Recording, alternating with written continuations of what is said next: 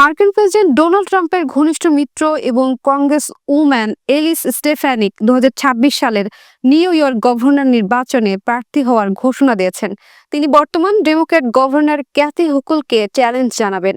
41 বছর বয়সী স্টেফানিক 2014 সাল থেকে নিউ ইয়র্কের 21 নম্বর কংগ্রেসিয়নাল ডিস্ট্রিক্টর প্রতিনিধি।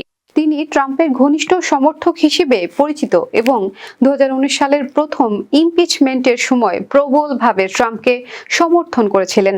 স্টেফানিক হুকুলকে নিশানা করেছেন নিউ ইয়র্ক সিটির মেয়র নির্বাচনে জোহরান মামদানির জন্য দেরিতে সমর্থন দেওয়ার কারণে।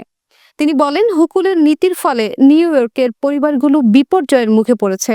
একটি সাম্প্রতিক জরিপে হুকুল 52% সমর্থন পেয়েছেন, আর স্টেফানিকের সমর্থন 27% মাত্র।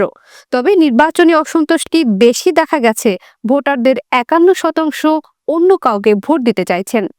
নিউ ইয়র্কের সর্বশেষ রিপাবলিকান গভর্নর ছিলেন জর্জ পাটাকি, যিনি 2007 সালে পদত্যাগ করেছিলেন।